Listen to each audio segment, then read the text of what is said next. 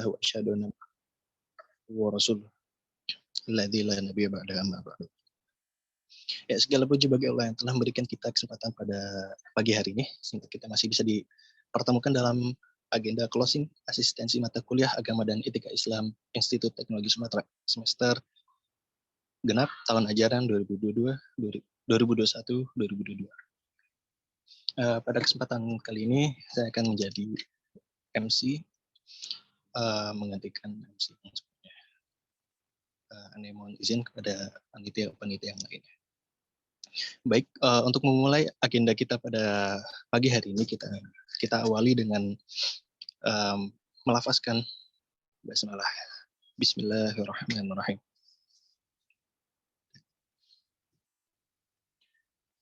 Lalu selanjutnya kita akan mendengarkan lantunan suci ayat-ayat Al-Quran yang pada kesempatan kali ini akan dibawakan oleh Naufal Hibatullah. Kepada Naufal Hibatullah dipersilakan.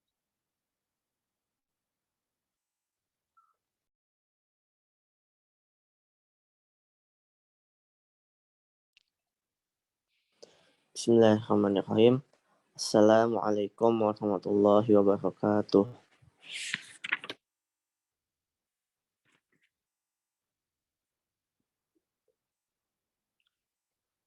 A'udzu billahi minasyaitonir rajim.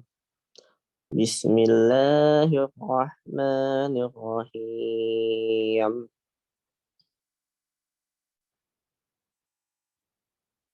والذين هاجروا في سبيل الله ثم قتلوا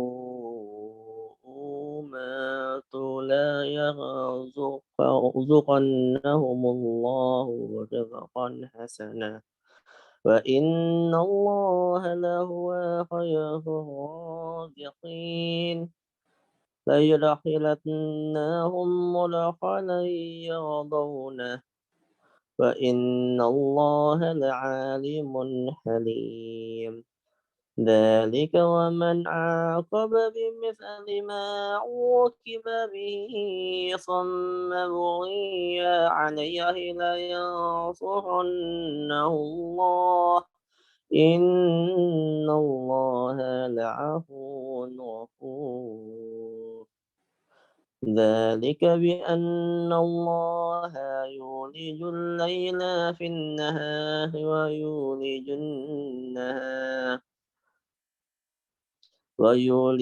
النهار في الليل وأن الله سميع بصير ذلك بأن الله هو الحق وأن ما يدعون من دونه هو الباطل وأن الله هو العلي الكبير ألم تر أن الله أنزل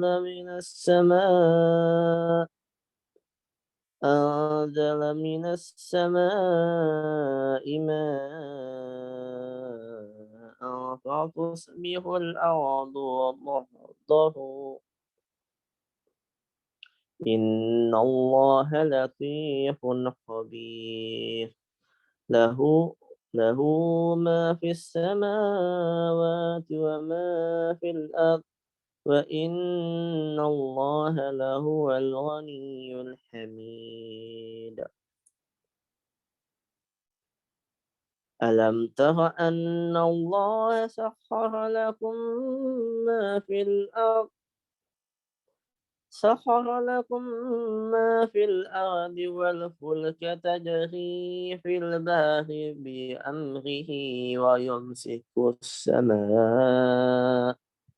ويمسك السماء أن تقع على الأرض إلا بإذنه إن الله بالناس لرؤوف رحيم وهو الذي أحياكم ثم يميتكم ثم يميتكم ثم يحييكم إن الإنسان لكفور صدق الله العظيم.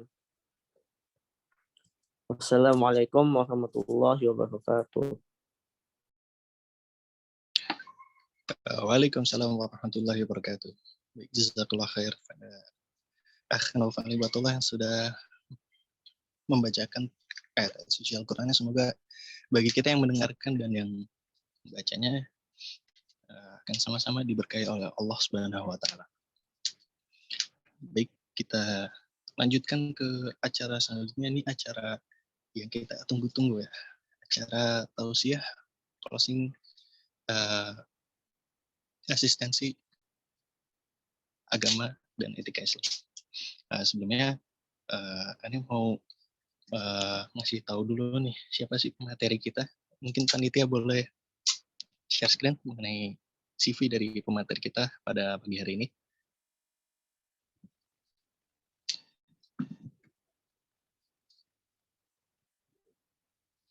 Ya. Kurikulum vitae Kak Edgar Hamas. Beliau adalah author, content creator, dan Islamic history enthusiast. Ya, untuk nama lengkap beliau adalah Muhammad Edgar Hamas, lahir di Bulungan tanggal 8 Maret tahun 1995. Aktivitas beliau adalah sebagai mahasiswa sama seperti kita ya, dan juga seorang penulis.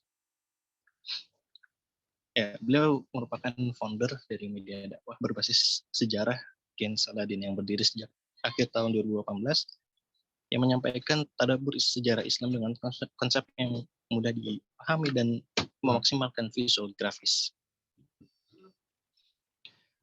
Beliau juga memiliki karya-karya tulis.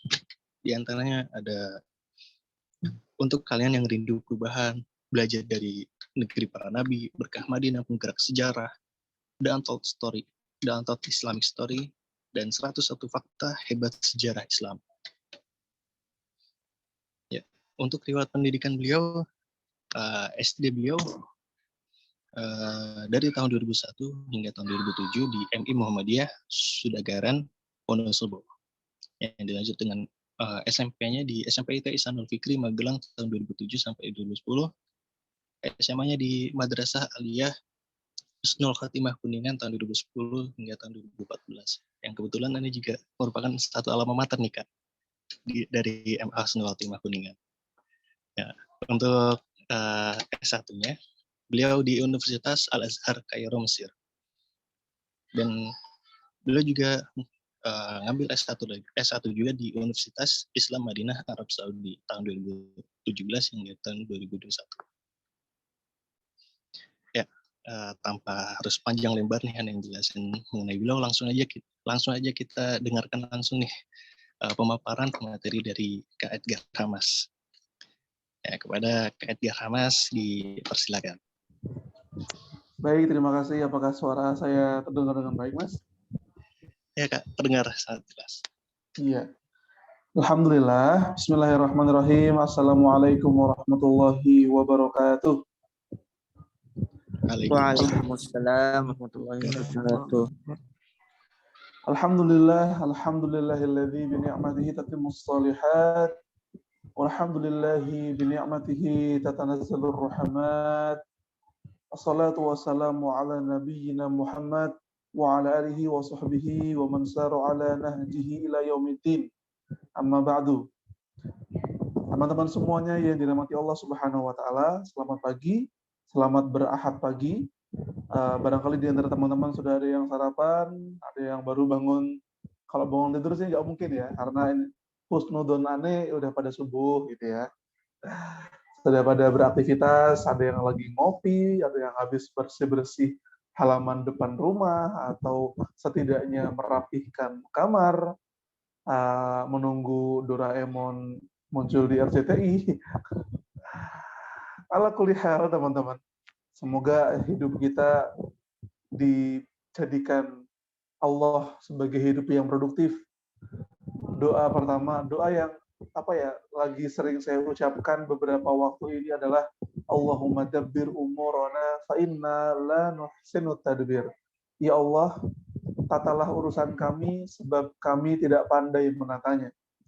Ana yakin teman-teman semua sedang di fase atau mungkin akan ada fasenya nanti ngerasa hidup itu kok 24 jam kurang banget rasanya. Tugas banyak benar, amanah organisasi bejibun. Sampai-sampai kita mengira 24 jam nggak cukup. Ketahuilah teman-teman semuanya, mungkin karena ada keberkahan yang hilang, itu yang membuat waktu kita jadi terasa sempit. Mungkin karena bacaan Quran kita kurang khusyuk, itu yang membuat 24 jamnya hilang berkah. Maka sama-sama kita berdoa, ya Allah, tatalah urusan kita, tatalah urusan kami, karena kami tidak pandai mengurus urusan kami sendiri, menata urusan kami sendiri. Baik, teman-teman semuanya. Pada kesempatan pagi hari ini, sebenarnya kan tadi kalau saya lihat di dornya Bang Abdurrahman, kita tuh mulainya kan jam berapa tadi? Jam 7.20 ya. Aneh itu dapat durasi dari jam 7.15 sampai 8.15. Jadi mungkin Aneh izin Bang, Aneh akan menyampaikan sesuai dengan tentatif sampai jam 8.15. Ini buat teman-teman juga kan, teman-teman ada agenda lain juga barangkali, biar nanti sesuai dengan timingnya teman-teman semua. By the way, BTW, boleh nggak saya tanya nih teman-teman organizernya, tahu nggak sih hari ini itu hari yang sangat penting dalam sejarah Islam? Saya ingin nanya, apakah panitia itu memang sengaja memilih tanggal ini, atau memang kebetulan aja acara ini terjadi pada tanggal 29 Mei? Kenapa coba penting? Ada yang tahu nggak? Tebak-tebakan dong teman-teman. Ada yang tahu? 29 Mei 569 tahun yang lalu terjadi. Wah, langsung dijawab nih Muhammad Hafid AQ Futuhat Konstantinopel. Jadi kita cocok banget ngebahas tentang pemuda sebagai problem solver. Karena pada hari ini 569 tahun yang lalu ada seorang anak muda yang berusia 21 tahun membebaskan sebuah kota besar, ibu kota Romawi Timur, dan dia menjadi problem solver atas masalah yang ada di kota itu. Namanya Muhammad Al-Fatih. Maka teman-teman semuanya, kalimat saya begini, kalau 29 Mei 569 tahun yang lalu ada anak muda bernama Muhammad Al-Fatih membebaskan Konstantinopelnya, hari ini 569 tahun kemudian ada berapa nih? 129 anak-anak Institut Teknologi Sumatera yang akan membebaskan Konstantinopelnya masing-masing. Karena teman-teman semua ingat baik-baik, setiap kita pada hakikatnya memiliki Konstantinopelnya masing-masing. Kita itu adalah Al-Fatih bagi setiap masalah kita. Al-Fatih teman-teman tahu kan, Al-Fatih itu penakluk. Kita itu adalah penakluk bagi setiap problem kita. Kita itu adalah penakluk bagi setiap mimpi-mimpi kita. Maka di Ahad pagi ini, semoga Allah jadikan kita di hari yang sama, di tanggal yang sama ini, sebagai Al-Fatih bagi setiap Konstantinopel kita. Allahu Akbar. Allahu Akbar. Allahu Akbar. Nah, kalau nggak salah, dari bagian manajemen itu udah sending materinya, PPT, kepada teman-teman itu ya. Wah, siap Mas Operator. Sudah mengangguk-angguk. Ya. Saya izin teman-teman semua, dalam beberapa waktu ke depan, kita akan sama-sama visualize, belajar, sharing bareng tentang gimana sih pemuda sebagai problem solver. Udah terlihat ya? Siap, terima kasih Bang. Nah, teman-teman semuanya yang dirahmati Allah Subhanahu wa Ta'ala, pengen tahu dong, siapa di sini yang kenal pemuda-pemuda zaman Nabi Muhammad SAW? Coba kita tebak-tebakan. Saya kasih tebakan ya, keponakannya Nabi Muhammad, masuk Islam di usia 9 tahun, menjadi khalifah keempat setelah Utsman bin Affan, anak muda yang bisa membuka benteng Khaybar seorang diri, yang menjadi suami dari Fatimah binti Muhammad SAW. Coba dia, Ali bin Abi Thalib. Bayangkan, ketika Rasulullah SAW itu memulai agama ini, risalah ini, ada anak kecil usia 9 tahun yang masuk Islam. Saya yakin nggak ada teman-teman ITERA yang umur 9 tahun sekarang. Nggak ada. Karena Ali itu jauh lebih muda dibanding kita, tapi penerimaannya pada Islam luar biasa. 9 tahun, guys. Tebak-tebakan lagi. Lelaki ini depan namanya adalah Z. Ya. Dia masuk Islam di usia 15 tahun, dan dalam sejarah dia tercatat sebagai laki-laki pertama yang menghunuskan pedangnya untuk membela Islam. Dia bisa membuka satu benteng sendirian. Suara takbirnya mampu membuat sebuah kastil Romawi menyerah. Karena takbirnya itu membuat takut musuh. Seakan-akan yang bertakbir itu 1.000 orang. Padahal satu orang saja. Depannya Z, belakangnya R. Ada yang tahu siapa itu? Sahabat Rasul Shallallahu Alaihi Wasallam, termasuk 10 sahabat yang dijamin masuk surga. Dia adalah Zubair bin Awam. Bayangkan teman-teman, Zubair ini ketika Rasul berdakwah, usia Zubair pas masuk Islam itu 15 tahun. Aneh sih, yakin teman-teman nggak ada yang 15 tahun nih. Ya paling mentok 19, 18 lah teman-teman semuanya ya. Jangan-jangan ada lagi. Bang Anwar berapa Bang Anwar Ibrahim? Ya nggak 15 ya, lebih ya dari itu ya. 21. Oke. Nah, teman-teman semuanya, kalau kita pengen belajar jadi pemuda problem solver, kita perlu tahu anak-anak muda zaman Nabi itu jadi hebat karena apa? Ini fungsinya sejarah, guys, teman-teman semua. Sejarah itu memang terjadi di masa lalu. Tapi banyak banget ulama yang bilang begini, umat Islam di zaman ini tidak akan bisa menjadi umat yang hebat lagi kecuali dengan sesuatu yang telah menghebatkan pendahulunya. Bahasa sederhananya gini, kalau kamu pengen hebat lagi, kalau kamu pengen mantap lagi, kamu perlu belajar apa sih faktor yang ngehebatin anak-anak muda sebelum kamu. Apa sih variabel yang ngebuat pendahulu-pendahulu kita masih muda itu kok udah luar biasa. Teman-teman semuanya, ada anak-anak muda zaman Nabi Shallallahu Alaihi Wasallam yang tidak pernah kalah dalam pertempuran. Win rate-nya 100%. Ya. Beliau masuk Islam di perjanjian Hudaybiyah, digelari sebagai pedang Allah yang terhunus. Ketika dia masuk Islam, masuk ke gerbang Madinah, Rasul menyambutnya dengan sebuah kalimat, hari ini anak-anak muda kebanggaan Quraisy telah memeluk Islam. Siapa dia? Khalid bin Walid. Ada juga yang masuk Islam bareng sama Khalid bin Walid. Karena yang masuk Islam tuh anak-anak muda 3 orang hari itu. Ada Khalid bin Walid, yang satu lagi ada Amr bin As. Amr bin As ini apa ya, diplomat, ngomongnya itu mantap kayak pedang gitu. Kalau Khalid itu di fisik ya, militer, kalau Amr bin As itu pakai lipatan kata, pakai diplomasi. Ada lagi yang namanya Utsman bin Tolhah. Oke, lanjut Bang, lanjut slide. Waduh, sorry. Nah, sebelumnya ada satu kaidah penting buat kita semua. Sejarah Islam kita pelajari bukan untuk terpenjara dengan romantika. Nah, sejarah itu bukan tentang mantan gitu, yang selalu gagal move on, yang susah untuk ditinggalkan, yang enggan untuk berpaling, cialah. Tapi untuk mencari.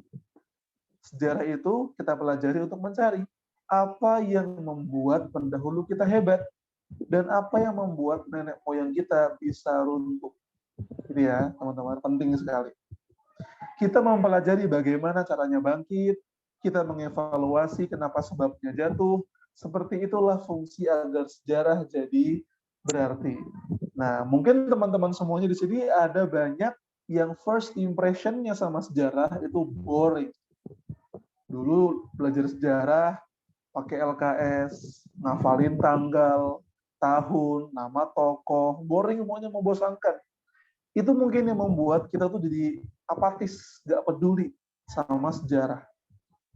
Padahal teman-teman semuanya banyak banget loh film-film Netflix atau ya film-film zaman sekarang yang apa ya, keren karena dia tuh film yang menggambarkan tentang sejarah. Contoh ya film The Darkest Hours yang menggambarkan tentang Perang Dunia. Kemudian apa namanya, film yang menggambarkan Inggris tahun 1800 lewat film Sherlock Holmes. Apalagi film yang menggambarkan apa asal-usul kerajaan Inggris, banyak banget. Banyak film-film bagus yang justru dia itu ngomongin tentang sejarah karena emang seru. Sejarah itu tergantung dengan penyampaiannya. Next. Nah, kita pengen tahu nih, rahasia anak-anak muda di zaman Rasul Muhammad SAW, mengapa mereka bisa menjadi orang-orang yang hebat? Pernah nggak teman-teman semuanya ketemu sama satu kelompok atau satu organisasi yang semua anggotanya itu bintang semua? Kalau bahasa kita all star, semuanya bintang. Semuanya bisa jadi pemimpin. Semuanya punya keahlian luar biasa. Semuanya istimewa, jarang-jarang. Biasanya dalam sebuah organisasi itu yang menonjol itu beberapa orang saja, yang lainnya itu jadi anggota, ya jadi makmum gitu. Nah, ini yang membuat saya tuh heran. Ini yang membuat saya itu apa ya? Curious, penasaran. Kenapa? Kok di zaman Rasul anak-anak mudanya itu jadi semua? Ada Abu Bakar yang lembut tapi perkasa, ada Umar yang perkasa tapi lemah lembut. Ini dua orang ini saling melengkapi. Ada Utsman yang kaya raya, ada Fatimah yang luar biasa hebat, solihah, gagah berani, ada Ibunda Aisyah yang hafal peribuan hadis, ada Abu Hurairah yang cuma 3 tahun sama Nabi tapi bisa menghafalkan 5.000 hadis, ada Thalhah bin Ubaidillah yang digelari sebagai syahid yang masih hidup. Semua itu, nama-nama yang tadi saya ucap, itu banyak anak-anak mudanya. Nah, dan teman-teman, saya mau kasih satu rahasia penting. Apa yang membuat anak-anak muda ini menjadi orang-orang hebat semua? Karena mereka itu sebelum ngomongin dunia, sebelum ngomongin taktik dan strategi, sebelum bicarain tentang bagaimana memenangkan sebuah perang, mereka dididik dulu dengan 2 core, 2 inti yang paling hebat dalam agama Islam. Apa itu? Akidah dan akhlak. Kenapa akidah? Karena akidah itu fungsinya buat menginstal jiwa agar tidak takut pada apapun kecuali Allah Subhanahu wa taala. Haji Umar Said Cokroaminoto, beliau pernah bilang, orang itu kalau takutnya terlalu banyak, maka dia akan jadi manusia yang lemah dan rendah. Pahami kalimat ini baik-baik. Semakin banyak yang ditakuti oleh manusia, semakin cupu dia. Semakin lemah dia. Nonton KKN Badarawu, Desa Penari ketemu lihat Badarawuhi, takut. Lihat Twitter, ada kisah baca horor, ngomongin tentang Jumat Kliwon, takut. Lewat jalan gelap, ada pohon gede, takut. Terlalu banyak takut, cupu jadinya. Lemah teman-teman semuanya. Nah, ini yang membuat anak-anak muda muslimin zaman Rasul anti cupu, anti mellow, anti overthinking lah, overthinking. Teman-teman siapa di sini yang ada di fase takut masa depan? Takut akan jadi apa? Takut bakal makan apa? Takut bakal beli rumah gimana? Takut bakal nikah atau kagak? Aduh, aku gimana ya, jerawatan banyak nih. Aduh, gimana ya, mukaku bisa nggak nih buat dapetin pasangan? Segala kekhawatiran tentang masa depan itu teman-teman semuanya, kalau orang punya akidah yang lurus, Kalau orang punya akidah yang jelas, tidak akan ada overthinking, tidak akan ada insecurity, rasa khawatir akan masa depan. Karena kan Rasul mengajarkan kita sebuah doa, Allahumma inni a'udzubika minal hammi wal hazan. Ada yang tahu doa ini? Ya Allah, aku minta tolong padamu agar melindungiku dari alham, insecurity. Alham itu ketidaknyamanan dan ketakutan akan masa depan. Wal hazan, al hazan itu adalah ketakutan akan masa lalu. Ada orang yang insecure karena masa lalunya buruk. Biasanya kalau ini akhwat. Karena ada orang bilang begini, laki-laki itu dilihat dari masa depannya. Perempuan itu dilihat dari masa lalunya. Meskipun itu nggak benar juga ya, karena semua orang pasti punya masa lalu. Tapi banyak orang yang sedih, berduka karena ngerasa dulu gua tuh jelek banget, dulu aku tuh orangnya gak bagus banget, terus dia jadi overthinking, dia jadi kaku untuk ngelakuin sesuatu karena dia ngerasa di masa lalu dia udah ngelakuin sesuatu yang salah.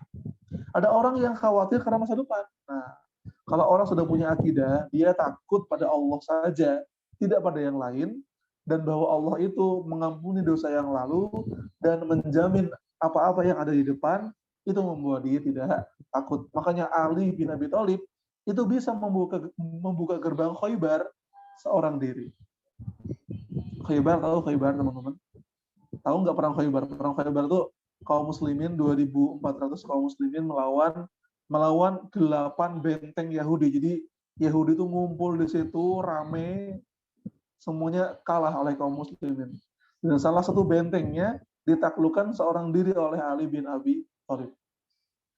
Itu yang membuat Hamzah bin Abdul Muthalib gak takut melawan orang-orang musyrikin yang jumlahnya jauh lebih besar. Teman-teman tahu kan kalau dalam sejarah Islam itu dalam sebuah perang jumlah kaum muslimin itu pasti jauh lebih sedikit dibanding musuhnya. Kalau pakai bekal pakai angka, berbekal logik saja itu pasti takut.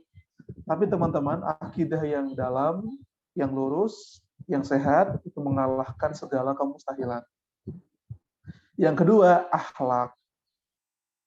Teman-teman pernah ngasih dulu pas SD ada pelajaran akidah akhlak. Jadi nggak asing ya teman-teman. Akidah akhlak karena memang dia tuh kayak satu kesatuan. Akidah itu buat nginstal hati, akhlak itu buat nginstal tangan, kaki, omongan, perkataan, dan aksi. Ya, kalau ada orang bilang akhlakku bagus, tapi akidahnya jelek, aneh teman-teman. Ada nggak sih orang yang akhlaknya bagus tapi dia suka sama zodiak, masih percaya sama Rara yang punya remote langit gitu? Astagfirullah, saya tuh gedek banget lihat Rara ngeramal yang enggak tentang anaknya Kang Ridwan Kamil. Teman-teman tahu nggak sih? Teman-teman tahu kan info terbaru nih ya, anaknya Ridwan Kamil lagi hanyut di Sungai Are ya, Swiss. Kita doakan ya semoga ketemu dalam keadaan sehat selamat gitu.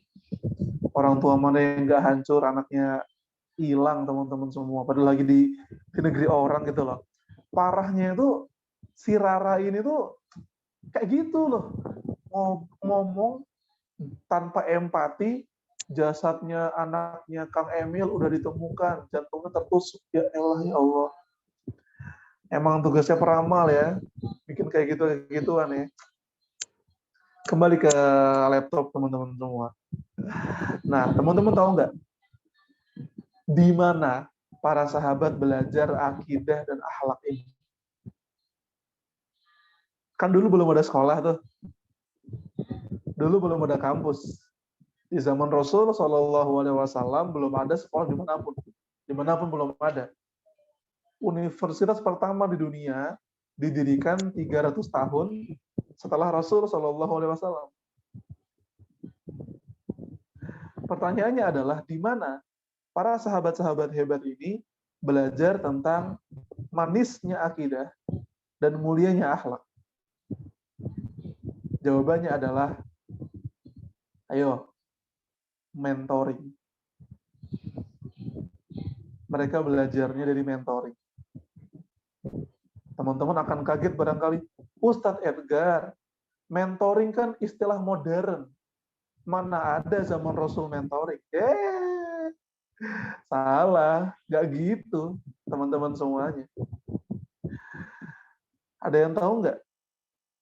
Bahkan dalam Al-Quran, itu ada satu grup mentoring yang namanya diabadikan.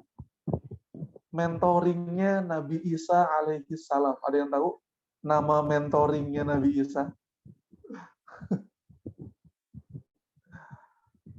Coba, masa nggak tahu sih? Terkenal loh nama mentoringnya Nabi Isa. Iya betul, Bang Raffi Zakaria. Hawariyun. Tuh teman-teman. Mentornya satu, namanya Nabi Isa alaihi salam. Anggotanya ada 12. Nanti teman-teman bakal kemana nanti teman-teman akan ngerasain manisnya mentoring. Kenapa mentoring teman-teman? Nah itu yang dilakukan Rasul Shallallahu Alaihi Wasallam pada sahabatnya. Tempatnya bahkan terukir dan tercatat dalam sejarah. Tempat Rasulullah dan sahabat-sahabatnya mentoring. Ada yang tahu di mana? Anak Husnul Bang tahu namanya apa? Karena dijadikan nama sebuah gedung di Husnul Khotimah. Namanya adalah Darul Arqam. Ada yang pernah dengar teman-teman? Ada yang pernah dengar?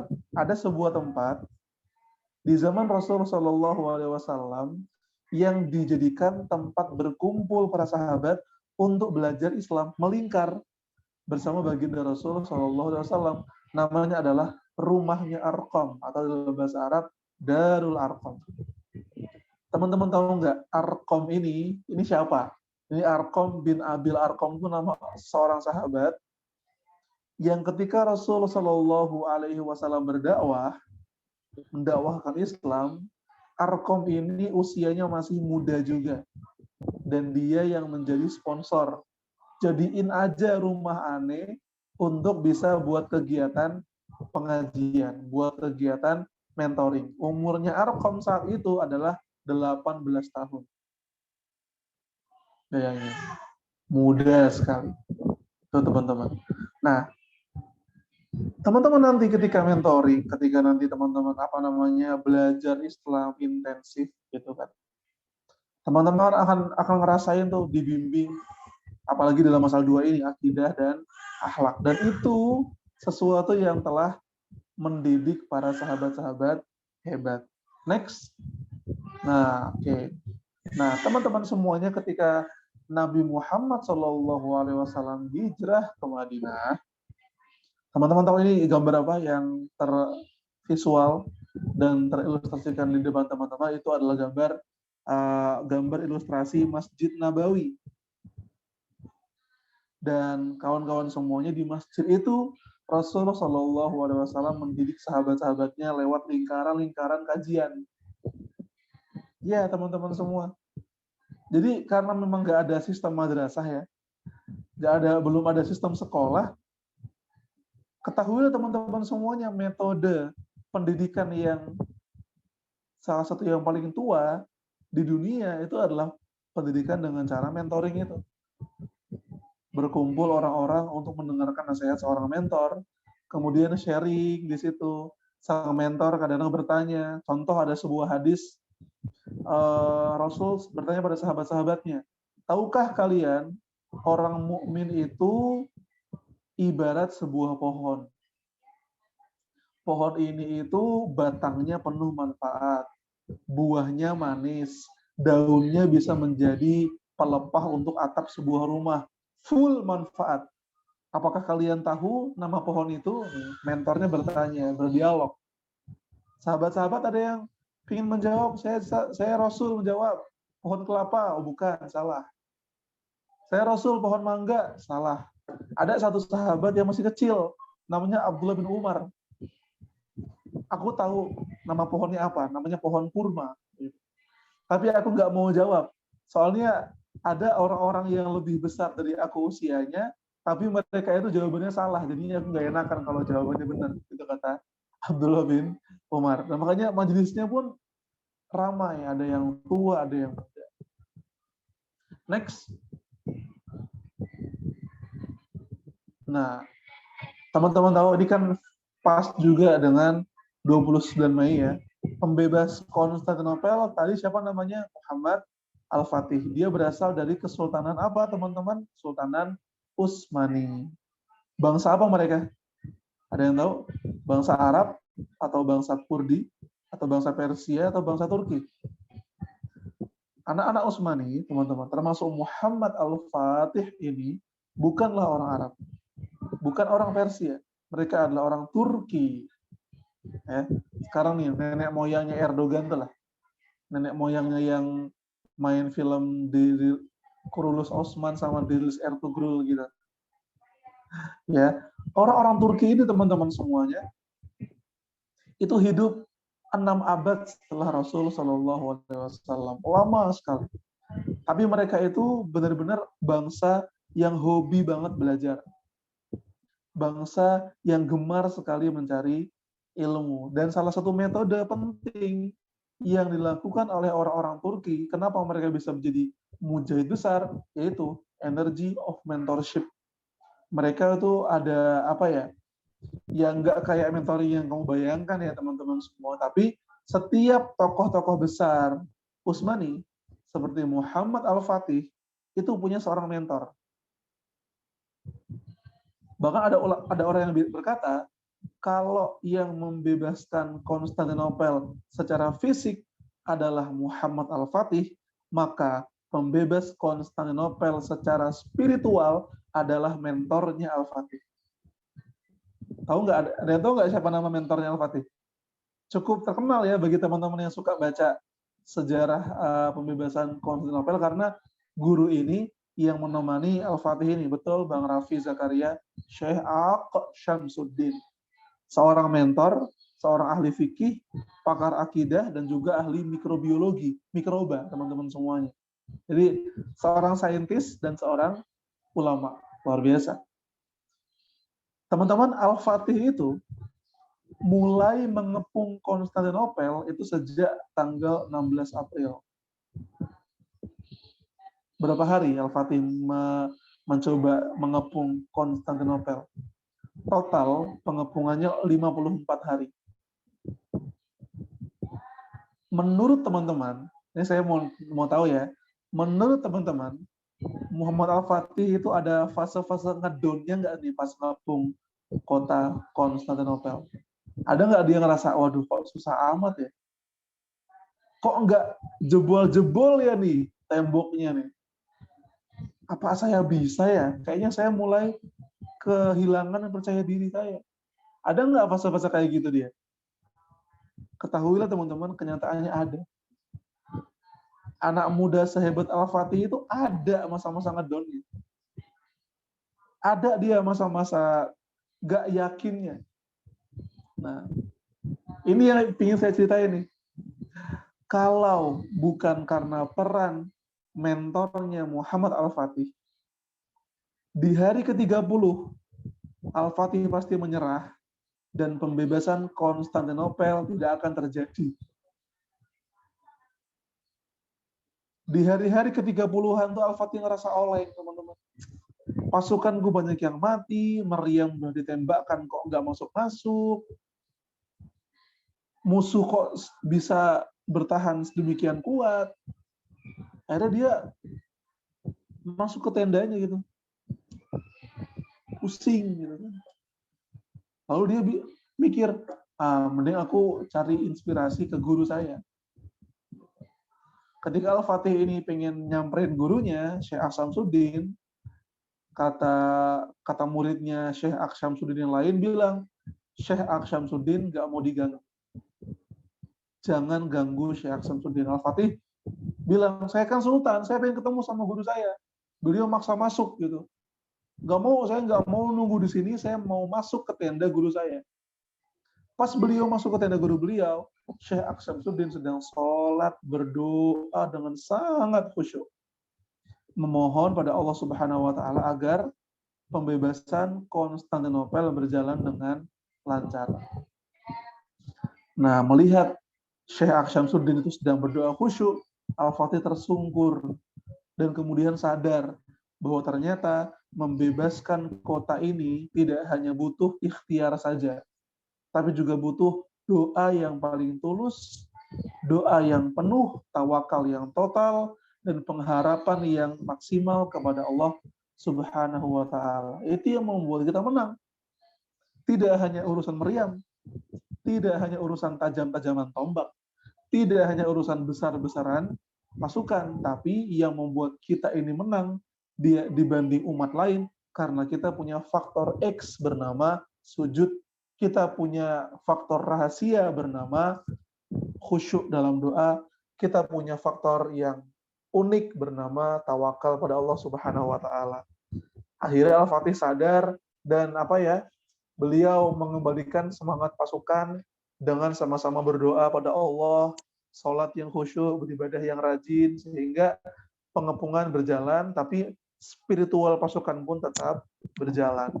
Nah, salah satu rahasia Utsmani ini adalah Al-Quran di dada dan di aksi. Bukan urun angan, tapi turun tangan. Apa yang mereka pelajari, langsung mereka praktekkan. Dari mana belajarnya? Yaitu energy of mentorship. Ada beberapa orang yang punya mentor, gurunya ini dengan disiplin mengajari anggotanya, sang menti juga hormat sama mentor. Next. Nah, ini teman-teman semua. Atas berkat rahmat Allah yang Maha Kuasa, akhirnya kaum muslimin mampu menguasai hampir 2/3 dunia. Itu ya, yang warna hijau itu adalah areas under Muslim rule at one point or another in history. Meskipun nggak dalam satu zaman ya teman-teman, tapi kalau diakumulasi, umat Islam itu sudah pernah memimpin, menguasai, dan memerintah wilayah-wilayah yang diwarnai dengan warna hijau itu. Ada Utsmani, ada Umayyah, dimulai dari sahabat Rasul Shallallahu Alaihi Wasallam. Next. Nah, energi perubahan itu selalu anak muda. Kenapa anak muda? Kita akan bicara nanti. Ya. Contoh nih, super team pertama Rasulullah adalah kawula muda. Problem solvernya Rasul. Kenapa teman-teman? Nanti kita bahas. Ya. Yang kedua, pemimpin Madinah di era Rasul Shallallahu Alaihi Wasallam adalah anak muda. Jadi ketika Rasul hijrah ke Madinah, ini gak banyak yang tahu. Ketika Nabi Muhammad itu sampai ke Madinah, saat itu yang memimpin kota Madinah itu anak-anak muda usia 30-an tahun.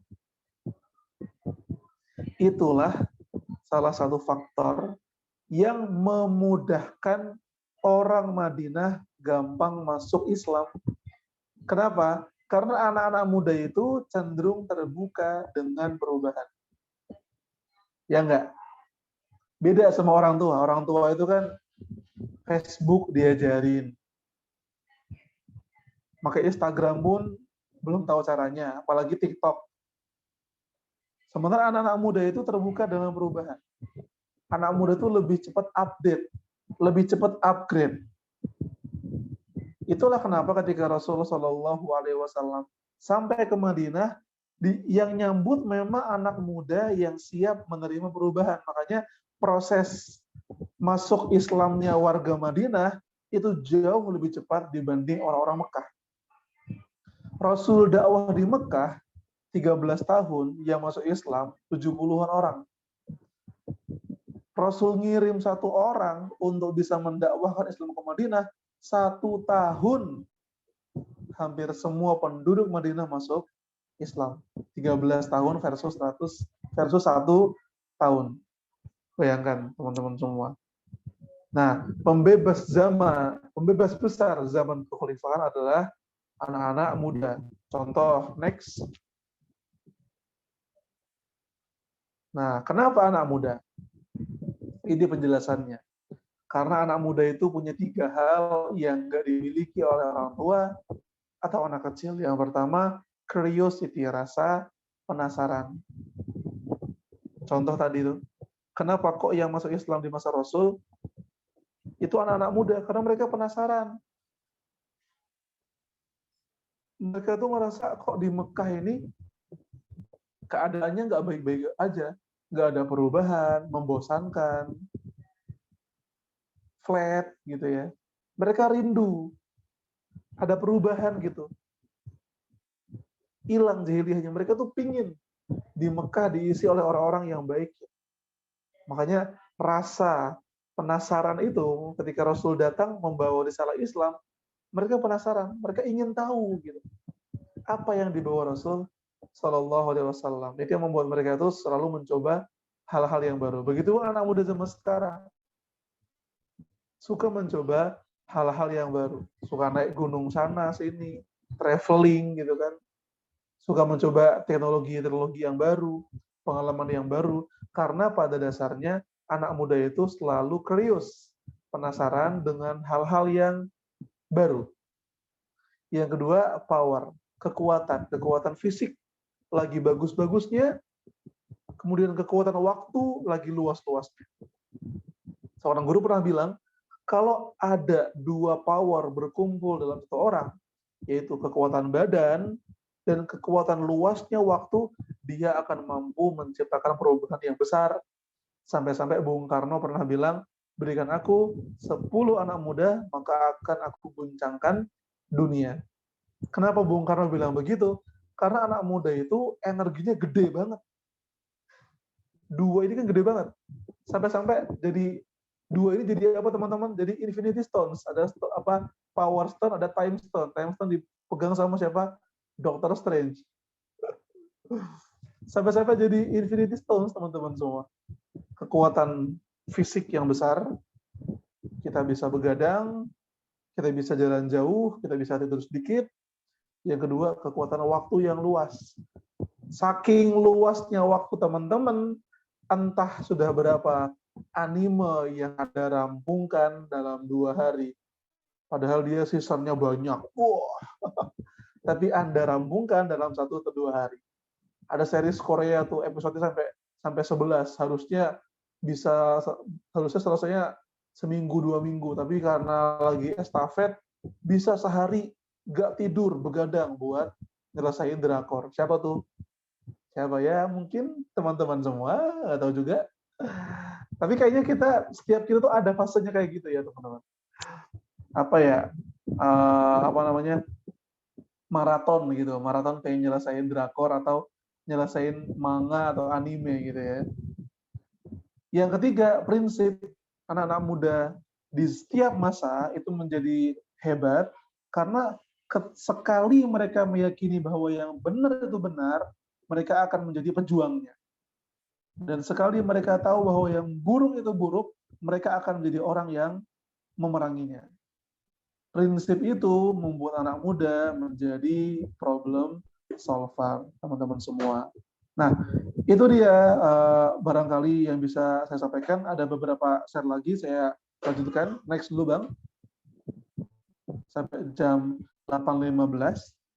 Anak muda sepanjang zaman. Nah, tokoh-tokohnya contohnya ini. Seperti Usama bin Zaid, 19 tahun, memimpin pasukan menuju pembebasan Palestina. Kemudian Imam Syafi'i, yang usia 15 tahun sudah menjadi mufti. Kemudian Muhammad bin Qasim Ats-Tsaqafi, usia 17 tahun, sudah membebaskan anak benua India dan Pakistan, Sind dan Multan ya.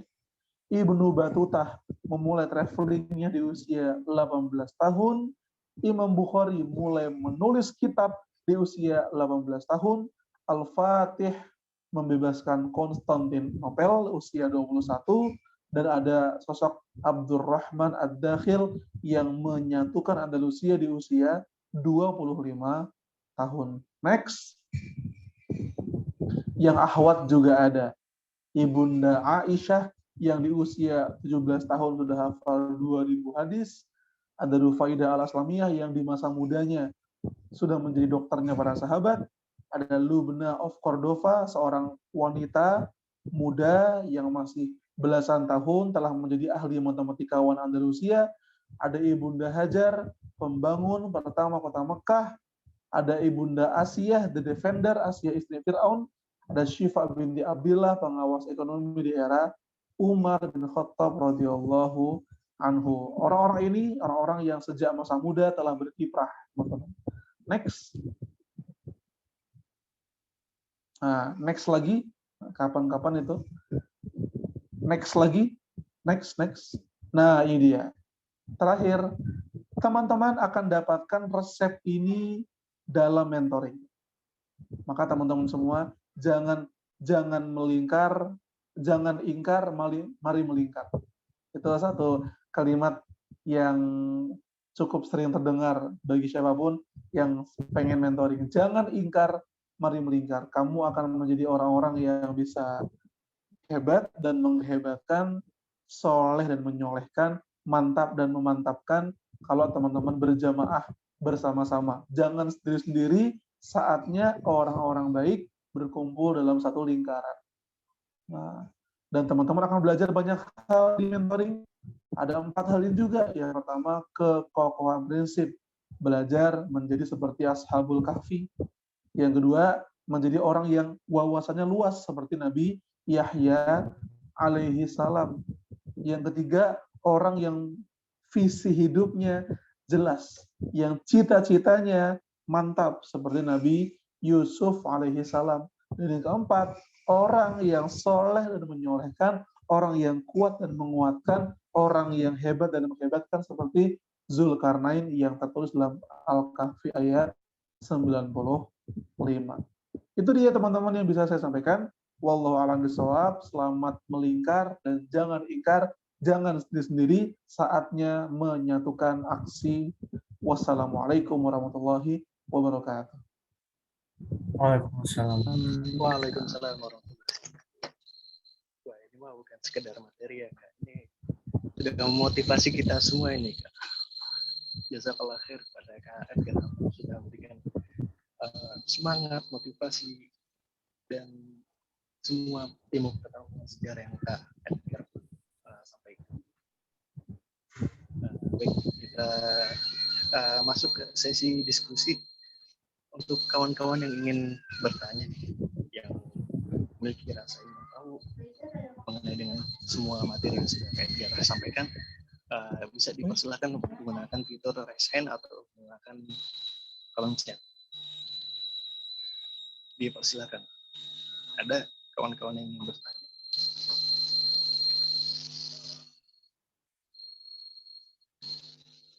Mangga teman-teman semua. Ini semuanya orang Sumatera atau ada yang dari luar Sumatera? Semua Sumatera ya? Nah, kebetulan dari Banten. Kak. Oh, ada juga. Iya. Salam kenal ya teman-teman semuanya. Senang sekali bisa silaturahim dengan teman-teman dari ITERA ini. Semoga sukses, lancar segala belajarnya ya teman-teman. Oh, ada dari Jateng, asli dari Lampung, mantap. Ini ITERA di Lampung ya, Mas? Iya, Kak. Di mantap. Tepatnya di Lampung Selatan. Oke, alhamdulillah. Ya, Banten mah cepet ya ke Lampung, tinggal nyebrang maksudnya. Kebetulan Anda juga dari baik. Oh iya, tahu lah itu Depok.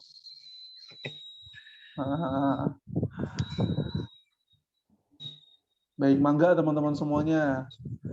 Karena kalau gak ada yang bertanya, alhamdulillah. Kalau ada pun alhamdulillah. Ada nih Kak di kolom chat. Izin bertanya bagaimana caranya membuat anak muda zaman sekarang tersadar dan hebat seperti anak muda zaman dahulu di tengah maraknya kemungkaran. Nah, unik dari Eva ya. Ini sebenarnya cukup. Coba aja kan. Ya, sebenarnya cukup. Anda ingin menjernihkan cara berpikir teman-teman ya. Kalau teman-teman ngira anak muda zaman dulu itu semuanya soleh, semuanya baik, ya enggak juga. Yang namanya anak muda yang benar itu dulu juga udah ada. Bahkan pembunuhan pertama di dunia itu dilakukan oleh anak muda. Karena cinta. Lu tahu siapa? Teman-teman tahu siapa? The first murderer in human history because of jealous and love. Qabil, teman-teman semua. Qabil itu kan membunuh Habil karena kecewa, karena jealous, karena cemburu, ya kan? Dan teman-teman, betapa banyak kasus di dunia ini orang yang melakukan kejahatan karena cinta yang salah. Karena nggak bisa move on dari si dia, maka teman-teman hati-hati sama yang namanya jatuh cinta. Namanya aja jatuh cinta, ya. Kamu bisa jatuh tersungkur, teman-teman, untuk mencintai. Siap. Lebih mantap membangun cinta daripada jatuh cinta. Kalau jatuh itu sakit, teman-teman. Kamu akan kehilangan akal sehat kadang-kadang kalau orang itu. Oke, teman-teman. Jadi zaman dulu tuh anak-anak muda ada yang soleh, ada yang toleh. Toleh itu kebalikannya soleh. Jadi soleh itu baik, toleh itu durhaka. Nah, tapi uniknya memang zaman dulu itu orang-orang solehnya memang luar biasa gitu loh. Kayak Al-Fatih, Salahuddin gitu kan. Imam Syafi'i, mantap-mantap lah pokoknya. Gimana caranya agar anak muda itu bisa kayak mereka? Pertama, teman-teman semua, tadi ada slide terakhir ya. Pertama, kembali pada core-nya umat Islam. Core kita itu adalah Al-Quran dan Sunnah. Coba Bang Anwar Ibrahim. Itu jawabannya. Nah, pelajari Al-Quran. Karena apa? Quran itu adalah, kalau sebagaimana yang sering kita dengar, core of the core. Inti dari segala ajaran Islam ada di situ. Ada inspirasi di situ. Ada tentang ilmu pengetahuan, sains, tadabbur, akan menjadikan kita orang yang kalau ngomong itu full inspirasi. Kalau beraksi full dengan dengan karya-karya dan inovasi baru. Gitu. Yang kedua, pelajari sejarah Islam. Kenapa? Yang tadi itu saya bilang. Karena kita bakal tahu nih, apa sih rahasia Al-Fatih itu apa? Kenapa kok bisa bebasin Konstantinopel? Gak banyak yang tahu bahwa Muhammad Al-Fatih itu adalah orang yang memang sudah hafiz sejak usia muda, kemudian mentornya dia tuh banyak. Teman-teman tahu mentornya Al-Fatih berapa orang? Mentornya Al-Fatih itu ada 18 orang. Kalau kita mentinya 7, mentornya 1. Kenapa bisa jadi kayak Al-Fatih itu? Karena muridnya 1, mentornya 18. Teman-teman semua. Pertanyaan saya, bisa nggak teman-teman punya mentor 18 hari ini, zaman ini? Jawabannya, bisa. Lewat apa? Kayak gini ya nih, nge-Zoom, YouTube.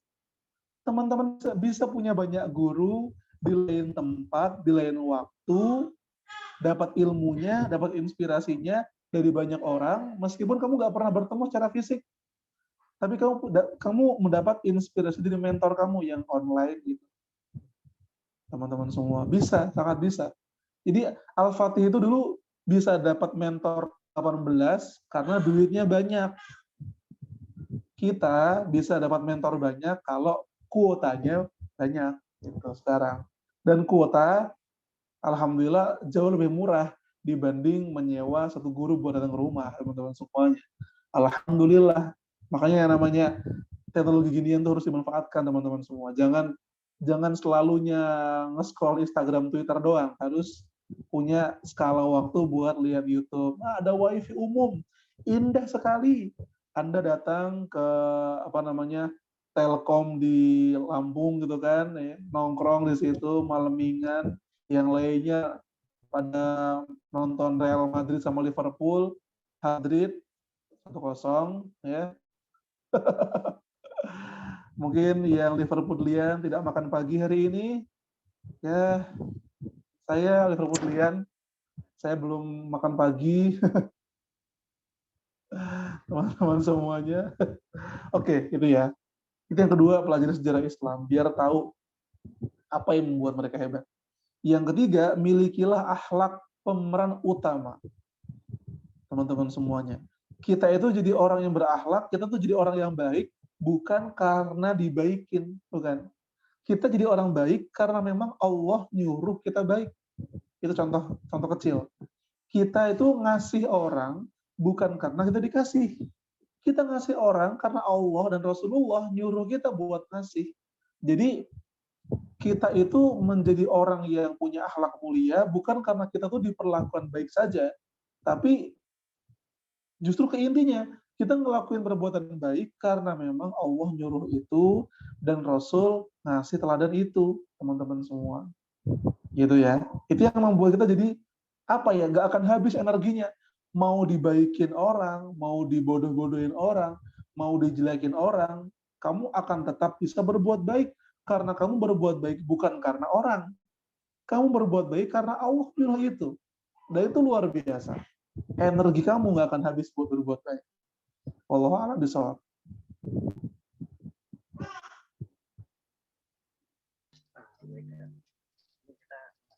Kita ambil satu pertanyaan yang kalau kita sepertinya suara kurang terdengar ya, Mas. Afwan, Kak. Nah, ya. Kak. Mungkin untuk penanya berikutnya yang dari Ikhwan nih, Kak. Ada Naufal. Pada Naufal dipersilakan. Jazakallah khair atas waktunya.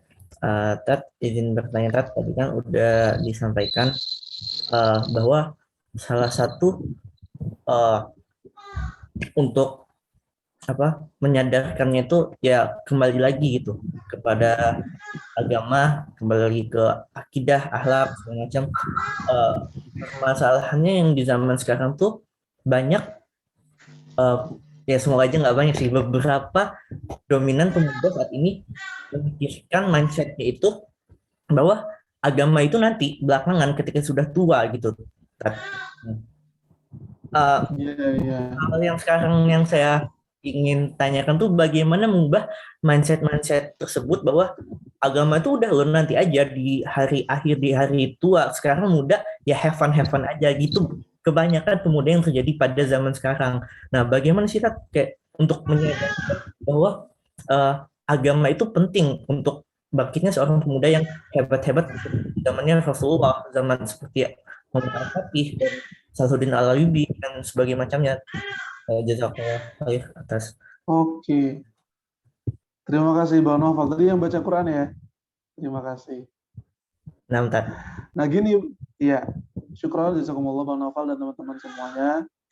Orang hebat itu adalah orang yang mampu dan biasa teratur hidupnya. Gitu. Dan teman-teman semuanya, agama itu kan sifatnya mengatur kita agar disiplin, agar hidup kita terarah, tertib. Itu fungsi agama. Islam tentunya. Kalau ada teman yang ngira agama tuh nanti aja, agama tuh kapan-kapan aja, itu dia berarti nggak tahu bahwa hidup tanpa aturan itu nggak enak. Teman-teman semua, contoh-contoh nih. Saya punya kisah yang selalu saya ulang. Ada anak pondok yang ketika dia lulus pesantren, dia nyoba semua maksiat, dia nyoba semua kemungkaran, semua hal-hal buruk dia coba. Setelah semua dia coba, dia ngerasa hampa, dia ngerasa kosong. Terus dia bilang ke saya, Gers, ternyata hidup tanpa aturan tuh hampa, nggak ada apa-apanya gitu loh. Nah, anak-anak muda, kenapa kalau kata Bang Noval, semoga nggak banyak ya, insya Allah nggak banyak Bang. Karena kita nih gini nih, dibilang anak muda sekarang makin soleh, iya makin soleh. Tapi dibilang anak muda zaman sekarang makin liberal, ada juga makin liberal. Yang soleh makin soleh, yang liberal makin liberal. Yang bodoh makin bodoh, yang benar makin benar. Ini salah satu tanda hari kiamat, Bang Noval. Tandanya apa? Orang beriman itu semakin totalitas dalam keimanannya. Orang yang jahat semakin totalitas dalam kezalimannya. Jadi Bang Noval bakal ngelihat yang soleh itu ya mantep banget gitu. Tapi yang jelek itu ya jelek banget. Melegalkan zina, apa namanya, LGBT, kemudian menganggap cewek berhijab ngerokok tuh biasa gitu kan. Sekarang tuh itu loh teman-teman, hampir dianggap biasa loh cewek berhijab tapi ngerokok tuh. Padahal kan Masya Allah, dulu tuh aib banget orang berjilbab tapi ngerokok. Tapi di saat yang sama, kajian makin rame, hafiz Quran juga makin banyak, ya kan? Dulu boro-boro RCTI ada acara hafiz Quran. Kagak ada. Kagak ada. Sekarang hafiz Quran di RCTI, mantap. Ya kan? Banyak pengajian-pengajian, para ustadz tuh jadi gaul-gaul sekarang. Zaman kita, zaman dulu mah para ustadz tuh di mimbar semua. Sekarang para ustadz ya pakai jeans juga, pakai kaos juga, ngomongnya tentang film juga gitu kan. Itu teman-teman semua. Maka state of mind atau satu hal yang paling inti yang bisa disampaikan ke teman-teman semuanya, hidup yang enak itu hidup yang diatur, itu Bang. Kalau kamu ngerasa agama itu di nomor sekian kan buat nanti aja, kamu yang bakal gak enak sendiri, kamu yang bakal rumit sendiri. Soalnya orang Eropa itu lagi berbondong-bondong belajar Islam. Jangan sampai yang di Indonesia malah kecelik, tahu nggak Bang Bonovo artinya kecelik? Kecelik itu yang lainnya pada belajar, kitanya malah ninggalin. Itu. Yang lainnya pada jalan ke depan, kita malah jalan ke belakang. Yang lainnya sedang berlari, kita malah jalan mundur. Itu namanya kecelek gitu Bang. Orang Eropa, orang Afrika, orang Amerika lagi sibuk belajar Islam. Kenapa? Karena mereka udah sampai ke poin hidup yang tanpa aturan, hidup yang tanpa pedoman, hidup yang nggak tertib, itu kagak enak. Terlalu bebas itu nggak lezat sama sekali. Nah, itu dia masalahnya. Maka dari itu, yang paling penting untuk bisa diubah dari Indonesia itu adalah literasinya. Orang Amerika, orang Eropa, kenapa berbondong-bondong belajar Islam? Mereka pintar. Mereka banyak baca buku, mereka berkesimpulan, mereka meneliti. Gitu. Yang di Indonesia banyak umat Islam yang menjadi Muslim bukan karena belajar, bukan karena penelitian, bukan karena mengilmui, tapi karena bapak gua Muslim, ibu gua Muslim, gua ikut Muslim deh jadinya, auto Muslim. Nah, maka dari itu ada yang bilang, mengislamkan orang Islam itu lebih sulit dibanding mengislamkan non-Muslim. Kenapa?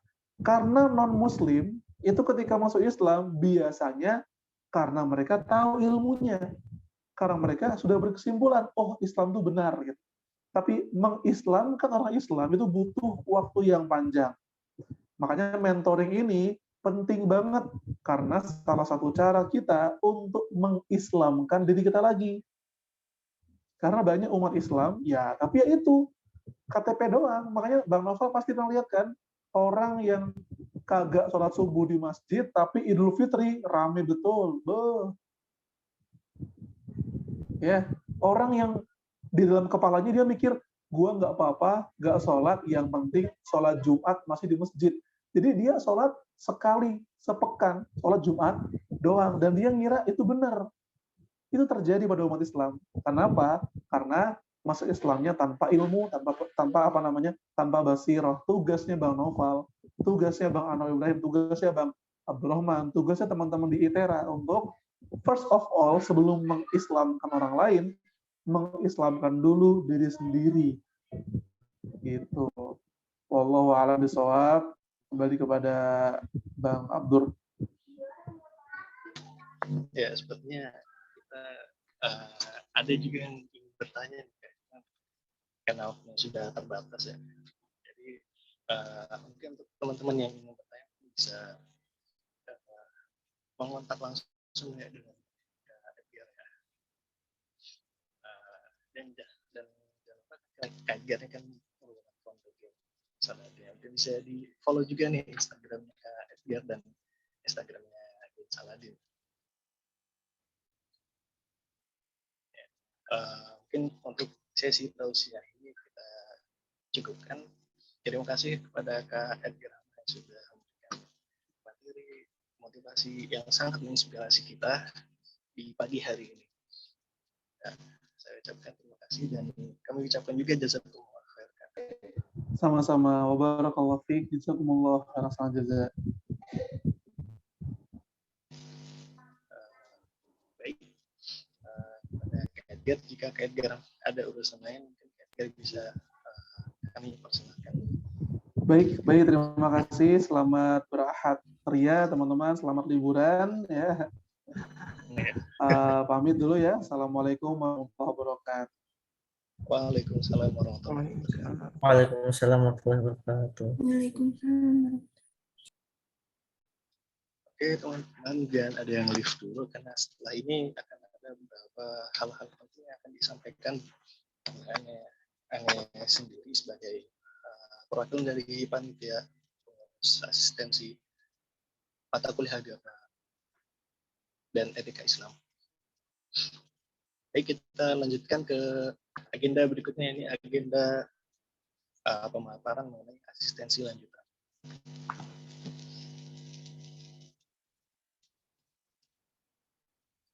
Sebelumnya izin share screen.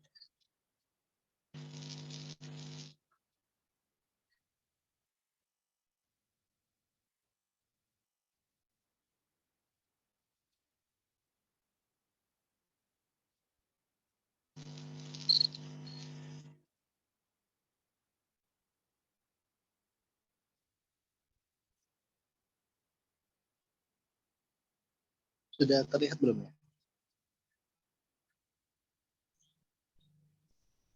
Kalau di Ane masih abu-abu, Pak. Belum muncul. Ya. Saya bukan mungkin Anwar mungkin bisa tolong share screen mengenai asistensi lanjutan.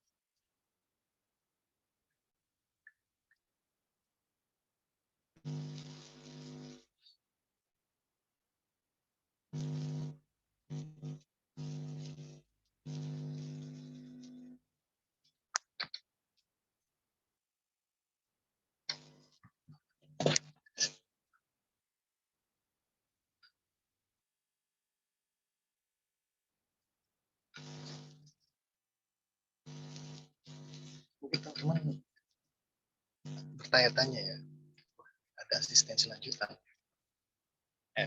Sebelum panik, sebelum resah, sebelum overthinking, saya akan jelaskan terlebih dahulu ya mengenai apa itu asistensi lanjutan. Apakah wajib? Apakah sunnah? Apakah ubah? Nanti akan saya jelaskan. Setelah ya, sudah terlihat ya asistensi lanjutan. Afwan, semua suara Bang Abdurrahman agak kecil. Oh, kecil ya. Sudah jelas belum? Sudah. Ya. Sudah. Oke. Jadi ini Ane akan menjelaskan mengenai asistensi lanjutan. Apa itu asistensi lanjutan? Next ya. Ya, asistensi lanjutan itu adalah sebuah sarana opsional. Ya, di sini ada kata kunci opsional yang berarti mubah ya. Mubah yang ditawarkan. Karena ini ada sebuah penawaran jatuhnya jadi sunnah. Ya, kita ini mensunahkan. Jadi diikuti boleh, tidak diikuti juga tidak masalah.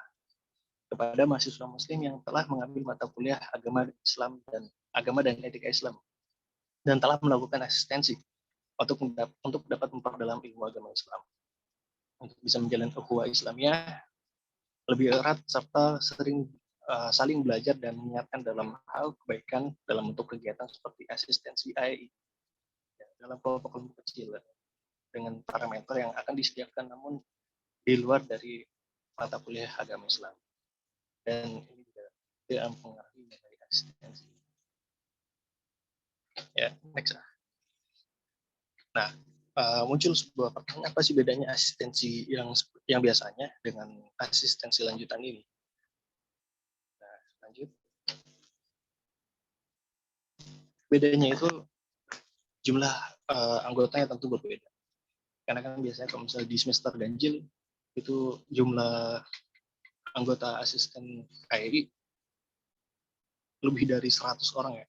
Dan untuk semester genap kadang ada yang cuma 5 orang, ada yang cuma 15. Nah, untuk jumlah anggotanya ini dikonsistenkan dengan satu kelompok itu hanya berkisar 10 sampai 13 orang. Nah, kegiatannya juga lebih variatif, nggak cuma materi, tapi kita juga akan ada kegiatan-kegiatan bersama dalam kelompok.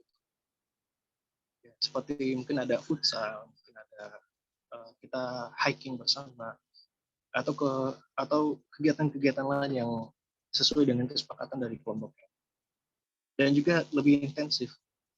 Materi ini nggak cuma materi-materi monoton, tapi bisa materi yang lebih luas cakupannya.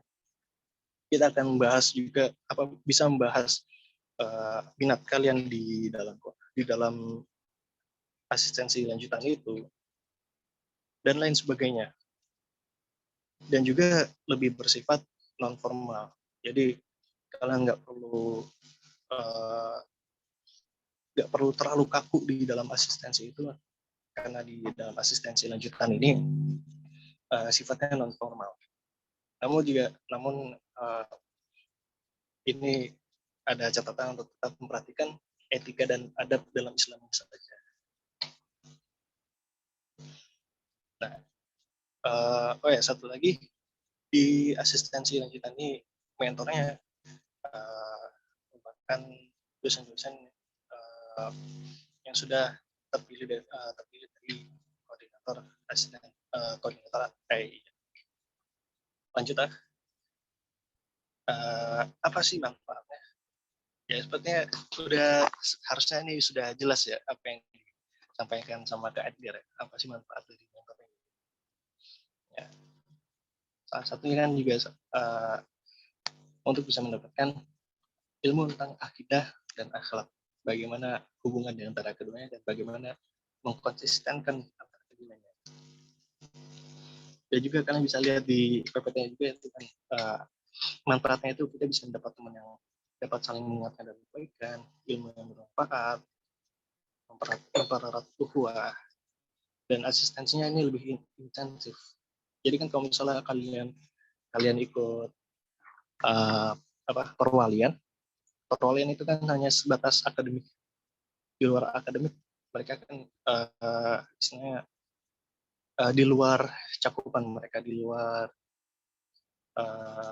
itu bukan urusan mereka gitu kan, urusan dari dosen lain. Namun di asistensi ini masalah-masalah kalian selama kuliah itu merupakan sebuah cakupan dari pembahasan di asistensi, di mana kalian akan diberikan solusi-solusi yang lebih menginspirasi, solusi yang lebih solid. Dan juga kalian akan mendapatkan sarana pembinaan diri.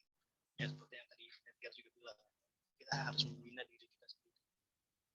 Tapi jangan sendirian, karena sendirian itu rasanya sangat sepi. Dan juga sarana pengembangan dan pembinaan karakter, sarana konsultasi dan sharing seperti yang tadi yang sebelumnya bilang, dan masih banyak manfaat-manfaat lain. Next. Lalu bagaimana cara daftar asistensi lanjutan? Mungkin linknya boleh di-share.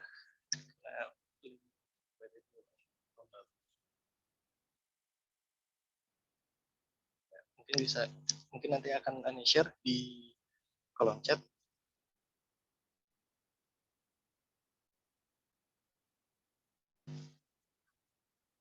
Nah, selanjutnya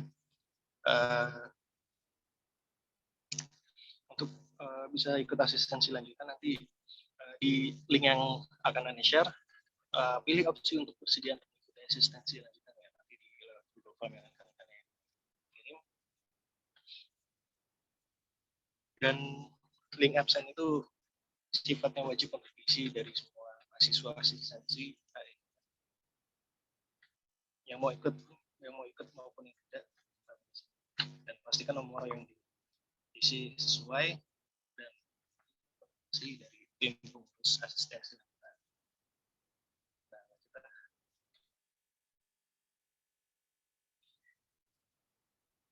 Untuk selanjutnya, jika ada pertanyaan sebelumnya, apakah ada yang ditanyakan?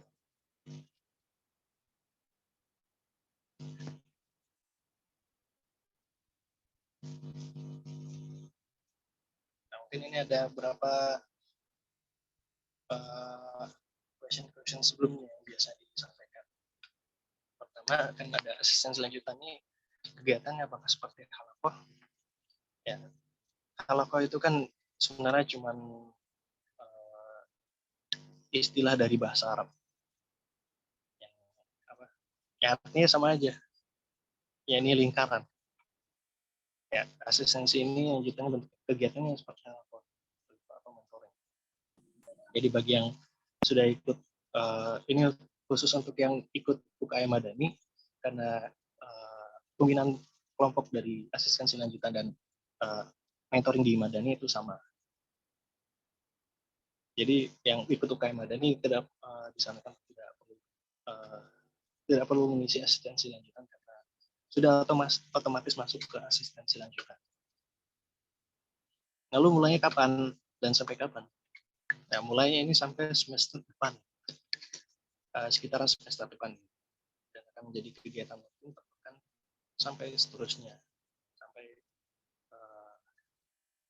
sampai waktu yang tidak ditentukan, dan itu akan dikembalikan ke kalian apakah kalian sampai seterusnya.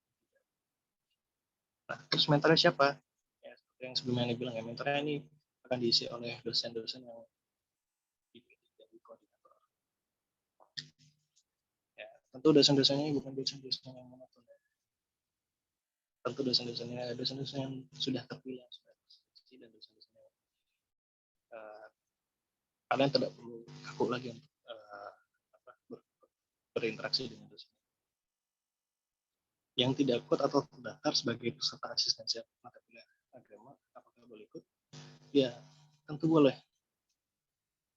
Silakan pilih bersedia untuk asistensi lanjutan. Apakah asistensi lanjutan ini wajib? Ya, seperti yang tadi saya bilang, ini tidak wajib, namun disarankan atau dianjurkan.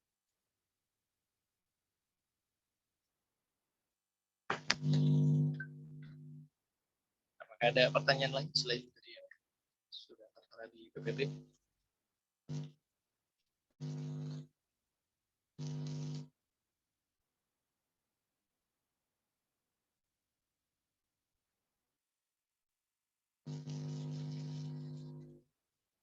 Baik, mungkin kalau tidak ada, mungkin kalau misalnya ada pertanyaan yang tidak sempat ditanyakan, bisa bertanya langsung ke Abdurrahman atau ke Anwar untuk pertanyaan seputar asistensi lanjutan atau dengan asisten lainnya. Ya. Baik, mungkin untuk sesi pemaparan asistensi lanjutan cukup sekian. Kita lanjutkan ke sebenarnya ini belum sempat bahas ya. Kalau di closing kali ini kita ada beberapa nominasi mulai dari asisten terfavorit, kategori Ikhwan, dan kategori akhwat. Ya. Untuk kategori Ikhwan, mungkin sebelumnya maaf karena belum ada visualisasinya. Jadi untuk kategori Ikhwan, asisten terbaik adalah sudah ada. Wah, sudah ketahuan nih kayaknya. Ya. Asisten Ikhwan terfavorit jatuh kepada siapakah dia? Next. Ya, ini selamat kepada Kak Naufal Hibatullah. Karena beliau adalah merupakan asisten terfavorit sebagaimana survei yang sudah buktikan dan sudah teruji di IPB dan ITB. Ya, bercanda. Ya, ini Kak Novel, apakah ada sepatah dua kata nih sebagai asisten terfavorit? Jazakumullah khair. Ini merupakan satu apresiasi dari saya. Ya balik lagi, saya hanya berusaha untuk menjadi yang terbaik. Semua itu atas kehendak Allah. Terima kasih sekali lagi untuk teman-teman. Semoga atas apresiasi ini bisa menjadi evaluasi diri saya untuk terus memperbaiki diri untuk kedepannya. Terima kasih sekali lagi. Jazakumullah khair. Ya, oh iya Kak. Ya, Novel. Ya, kita lanjut lagi. Ini asisten terfavorit kategori akhwat. Jatuh kepada siapakah dia? Next. Selamat kepada Kak Mila Rosalia. Ada Kak Mila ya?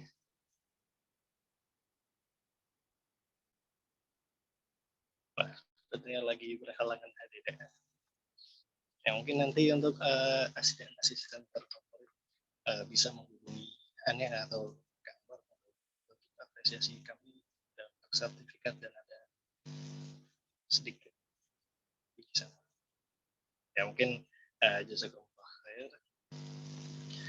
Untuk semua asisten bukan berarti ini sebagai kami tidak mengapresiasi kalian, namun ini hanya sebatas apresiasi dan bentuk survei yang kami sudah laksanakan sebelumnya yang kami share di grup. Semoga kita ke depannya bisa menjadi yang lebih baik lagi. Jangan sampai kita jatuh, jangan sampai kita overthinking dan dalam putus asa. Ya baik, kita lanjutkan ke agenda selanjutnya. Nah, ini doa dan penutup.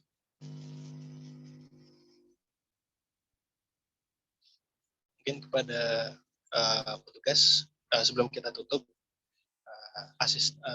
closing asistensi AI pada hari ini, kita ada baiknya berdoa terlebih dahulu, bermunajat kepada Allah untuk bisa menjadi pribadi-pribadi yang lebih bertawakal, lebih baik lagi ke depannya. Mungkin kepada petugas dipersilakan.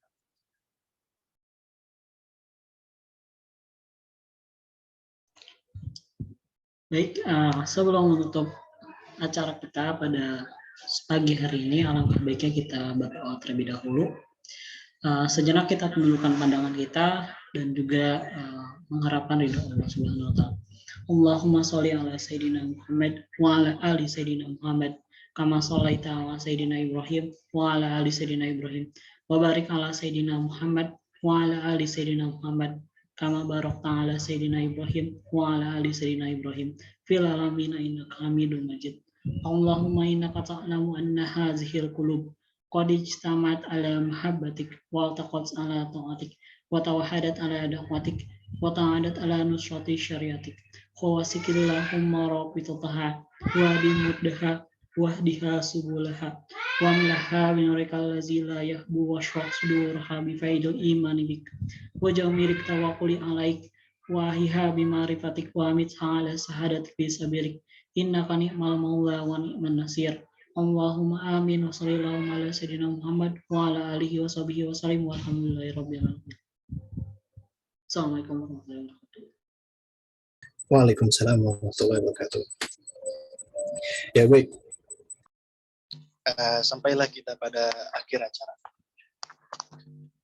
Di mana sebelum Ania tutup, ada beberapa kalimat yang ingin saya sampaikan, yakni sudahi overthinkingmu, dari kita melingkar bersamaku. Ya, cukup sekian dari Ania. Mohon maaf bila ada salah kata. Wallahul muwaffiq ila aqwamit thoriq. Assalamualaikum warahmatullahi wabarakatuh. Waalaikumsalam warahmatullahi wabarakatuh.